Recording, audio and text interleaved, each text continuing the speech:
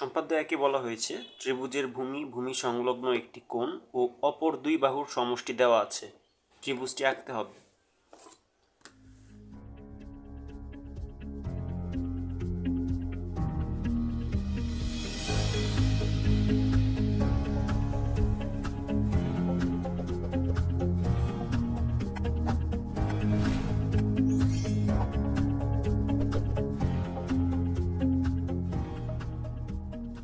ত্রিভুজের ভূমি সংলগ্ন একটি কোণ এক্স ও অপর দুই বাহুর সমষ্টি এস। যে কোনো রশ্মি বিই থেকে ভূমি এ এর সমান করে বিসি অংশ কাটি।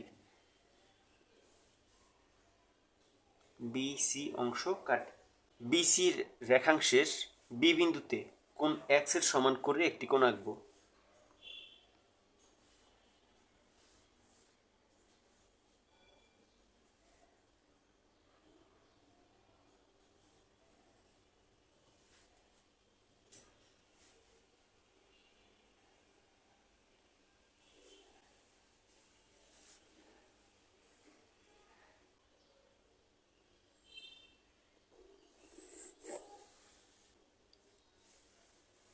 বি সি রেখাংশের বি বিন্দুতে কোণ এক্স এর সমান করে সিবিএফ কোণ আঁকি। এখন বিএফ রশ্মি থেকে এস এর সমান করে বিডি অংশ কাটি। ডি সি যোগ করি, ডি এবং সি যোগ করি। সি বিন্দুতে কোণ বিডিসি এর সমান করে একটি কোণ আঁকবো।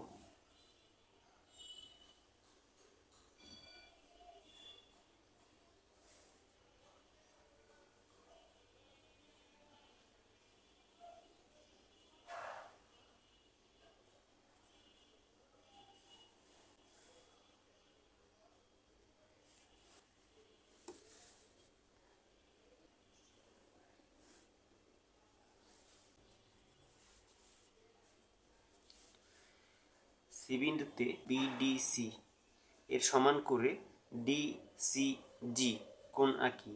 মনে করি বিএফ রশ্মিকে সিজি রশ্মি এ বিন্দুতে ছেদ করে, তাহলে এ বি সি হচ্ছে উদ্দিষ্ট ত্রিভুজ।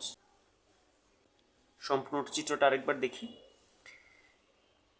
প্রশ্নে দেওয়া ছিল ত্রিভুজের ভূমি সংলগ্ন একটি কোণ ও অপর দুই বাহুর সমষ্টি দেওয়া আছে, ত্রিভুজটি আঁকতে হবে। তাহলে এখানে আমরা ত্রিভুজের ভূমিকে এ ধরে নেওয়া হল, ভূমি সংলগ্ন একটি কোণ এক্স এবং অপর দুই বাহুর সমষ্টি হচ্ছে এস। যে কোনো রশ্মি বিই থেকে ভূমি এ এর সমান করে বিসি অংশ কাটি। বিসি রেখাংশের বি বিন্দুতে কোণ এক্স এর সমান করে সি বি এফ কোণ আঁকি। বিএফ রশ্মি থেকে এস এর সমান করে বিডি অংশ কাটি। এরপর হচ্ছে ডিসি যোগ করি। ডি কমা সি যোগ করার ফলে এখানে একটা কোণ উৎপন্ন হয়েছে। সি বিন্দুতে বিডিসি এর সমান করে ডিসিজি কোণ আঁকি।